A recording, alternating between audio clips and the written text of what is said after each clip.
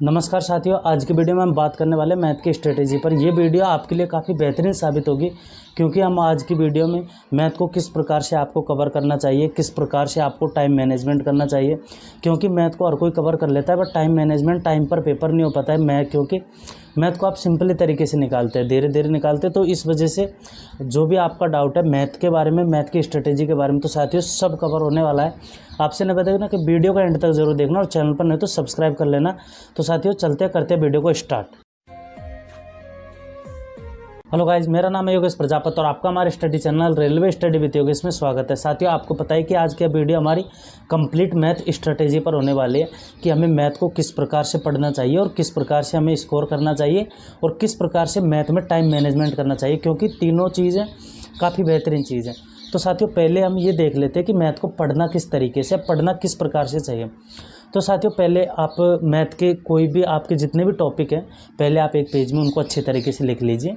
Like जैसे आपने सारे टॉपिक एक पेज में लिख लिए, उसके बाद में आप पहला टॉपिक जो आपने लिखा है, लाइक जैसे परसेंटेज आपने लिखा होगा, तो उसके बाद में आप परसेंटेज की स्पेशल टीचर की, कोई से भी स्पेशल टीचर की आप क्लास देख लीजिए और काफ़ी बेहतरीन तरीके से उस क्लास को पढ़िए और उस क्लास में जितने भी क्वेश्चन आपको सर ने करवाए हैं उन क्वेश्चनों पर प्रैक्टिस कीजिए। उसके बाद में जैसे आपने 5 से 7 दिन में आपने परसेंटेज ख़त्म कर लिया, उसके बाद में आप प्रीवियस ईयर के बुक को फॉलो कीजिए और प्रीवियस ईयर क्वेश्चंस जितने भी परसेंटेज के प्रीवियस ईयर क्वेश्चन है आप उन पर प्रैक्टिस कीजिए।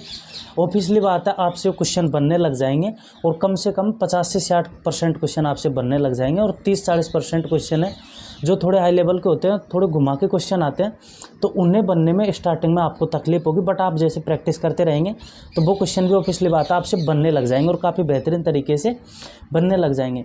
तो साथियों आप पढ़ते हैं उस समय आपको टीचर हमेशा एक तो शॉर्ट मेथड बताता ही है, उसके बाद में एक बेसिक मेथड भी बताता है।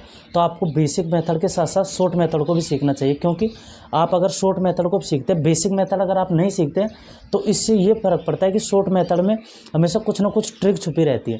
तो अगर आप बेसिक मेथड सीखते हैं तो बेसिक मेथड से ये होता है कि अगर आप शॉर्ट ट्रिक अगर आप भूल जाते हैं, शॉर्ट फॉर्म अगर आप भूल जाते हैं, तो बेसिक चीज़ आप वहाँ पर बेसिक से आप उस क्वेश्चन को हल कर सकते हैं, क्योंकि बेसिक से क्वेश्चन को हल करना काफ़ी इजी होता है। मैं मानता हूँ इस बात को।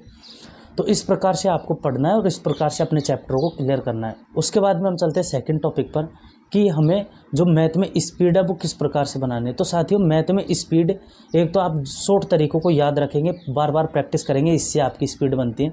और दूसरी, आप कम से कम 30 तक आप पहाड़े याद कर लीजिए। उसके बाद में आप कम से कम 30 से 40 तक आप स्क्वायर याद कर लीजिए और 20 तक आप क्यूब याद कर लीजिए। इनको याद करने का तरीका ये रहेगा कि अगर आप जैसे कोई मल्टीप्लाई होगा, अगर आपको 23 से मल्टीप्लाई करना है, 27 से मल्टीप्लाई करना है, 30 तक आप मल्टीप्लाई ईजिली कर सकते हैं। और इससे आपको काफ़ी टाइम आप एग्ज़ाम में बचेगा। और स्क्वायर हो गया, डिवाइड हो गया, आपको कैलकुलेशन में काफ़ी बेनिफिट, अगर आप ये करते हैं तो आपको कैलकुलेशन में बेनिफिट मिलेगा। उसके बाद में जो भी आप तरीके से सवाल को निकाल रहे हैं, आपका शॉर्ट से शॉर्ट तरीके का प्रयोग करें। शॉर्ट से शॉर्ट तरीके का प्रयोग ही आपको करना है। लाइक बेसिक मैंने इस वजह से आपको बताया कि अगर आप शॉर्ट फॉर्म भूल जाते तो आप बेसिक से सवाल हल कर सकते हैं, बट आपको जहाँ तक कोशिश है आपको शॉर्ट फॉर्म से ही सवालों को हल करना है। उसके बाद में तीसरे टॉपिक पर चलते हैं, टाइम मैनेजमेंट। बहुत सारे स्टूडेंट होते हैं, कम से कम 100 में से 90% स्टूडेंट होते हैं जिनका यही होता है कि हमें टाइम मैनेजमेंट हमसे मैथ में नहीं हो पाता है। 25 क्वेश्चन आते हैं, हमें 40 मिनट लग जाते हैं, 45 मिनट हमें लग जाते हैं। तो इस वजह से हमारा पेपर जो मैथ का क्वेश्चन करते करते ही हमारा पेपर कंप्लीट हो जाता है। तो साथियों टाइम को मैनेजमेंट करने के लिए आपको पहाड़े, स्क्वायर, क्यूब रूट, आपको इन सबों को याद करना पड़ेगा। उसके बाद में आपको कोई भी क्वेश्चन है तो उसका शॉर्ट मेथड आपको ध्यान में रखना पड़ेगा और बार बार आपको प्रैक्टिस करनी पड़ेगी, क्योंकि शॉर्ट मेथड तभी याद रहता है जब आप बार बार प्रैक्टिस करते हैं। और बार बार प्रैक्टिस करेंगे आप इन पर, मतलब बार बार प्रैक्टिस करेंगे तभी ही आपका टाइम मैनेजमेंट हो पाएगा।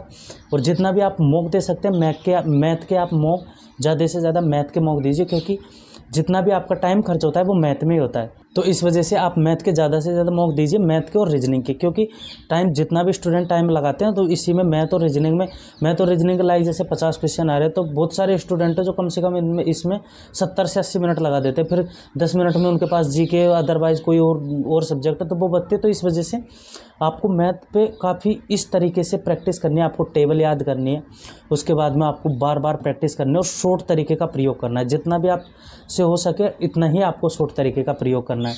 और अगर मैथ को आप तरीके से हल करेंगे तभी आप जो पेपर में स्कोर कर पाएंगे, क्योंकि स्कोर सब्जेक्ट मैथ और रीजनिंग ही होता है साथियों। इसके अलावा स्कोर आप किसी में नहीं कर पाते। मैथ और रीजनिंग एक ऐसा सब्जेक्ट है जिसमें आप फुल में से फुल मार्क ला सकते हैं। तो फुल में से फुल मार्क अगर आपको लाने हैं तो इसके लिए काफ़ी बेहतरीन प्रैक्टिस की आपको ज़रूरत पड़ेगी। तो उम्मीद है साथियों आपको ये वीडियो पसंद आया होगा। अगर आपको वीडियो पसंद आए तो वीडियो को लाइक ज़रूर करें। अगर आप हमारे चैनल पर नए तो चैनल को सब्सक्राइब करना ना भूलें। मिलते हैं नेक्स्ट वीडियो में किसी न किसी टॉपिक पर। इतने के लिए बाय बाय, टेक केयर, जय हिंद।